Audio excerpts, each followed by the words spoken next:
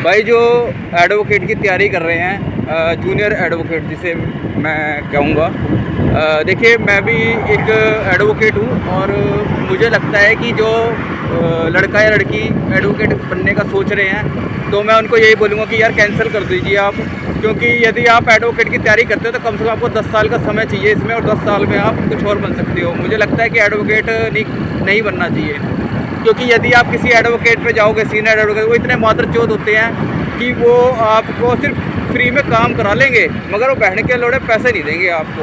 अब आप बोलेगा सीख रहे तो पैसे क्यों देंगे, है ना। तो मुझे लगता है कहीं ना ऐसा लगता है कि अगर वो आपको रख रहे हैं तो पूरा दिन तो वो आपसे काम कराएंगे, ठीक है, और आपके इतना परेशान करेंगे काम दे के, और देना भी चाहिए। देखो जितना काम देंगे वो आप ही सीखोगे उस काम को, है ना।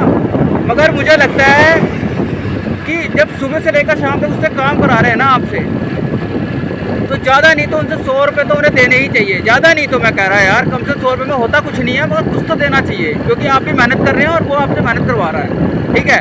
अगर मैं भी लड़का का रखूँगा तो मैं भी चाहे फ्री में ही रखा सही, पर मैं उसको पैसे दूंगा क्योंकि मुझे दिख रहा है वो लड़का मेरा काम कर रहा है ना।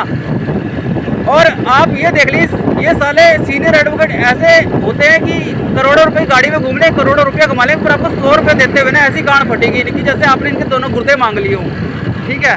तो मैं आपको यही बोलूँगा कि आप जूनियर एडवोकेटों को कि भाई एडवोकेट बनना छोड़ दो और अपना कुछ लाइफ में कुछ और कर लो, ठीक है, वो बेटर है मेरे हिसाब से। क्योंकि मैंने भी ऐसे ही करा है, मेरे को नहीं मिला, मेरे को तो 100 रुपये में देते भी ऐसे सोचते जैसे बहन जो कि बहुत आसान कर रहे हैं, है ना। तो भाई मैं अपने जूनियर एडवोकेट भाइयों को यही बोलूँगा कि आप एडवोकेट छोड़ दो। सुप्रीम कोर्ट को भी ये बोलूँगा, ये बहुत चिंताजनक है सर। अगर आप इस पर एक्शन लेते हैं ना तो बहुत बढ़िया है, क्योंकि अगर एक ही डिस्ट्रिक्ट में 15 एडवोकेट ऐसे हैं, मान लीजिए, जो फ्री में ही काम करा रहे हैं। एडवोकेट तो बहुत होते हैं, पर ना कुछ एडवोकेट ऐसे होते हैं कि वो चाहते ही नहीं है कि इस पर भी जूनियर एडवोकेट जाता है, वो ये कभी सीनियर एडवोकेट जाएगा नहीं, ये कहीं जाए और मेरे पे ही 10 साल बिताता रहे और मैं फिर भी इसकी मदद ना करूं, कहीं भी इसको कुछ काम न सिखाऊं। एक एप्लीकेशन ही होती है, जैसे एप्लीकेशन मुझे पता ही नहीं लगेगा कि मैं ये एप्लीकेशन लगती है किस पे है, ठीक है। तो कैसे कोई एडवोकेट बन जाएगा सर। कुछ तो देखो, जूनियर एडवोकेट मेहनत बहुत करता है सर, मगर जो सीनियर एडवोकेट है ना सर, वो कभी भी नहीं बताएगा कि भाई ये एप्लीकेशन इसमें यूज़ होती है। सर ये एक गंभीर समस्या है। अगर इन चीज़ पे आप ध्यान नहीं दोगे तो भविष्य में अच्छे वकील कैसे मिलेंगे, लोगों को न्याय कैसे मिलेगा सर।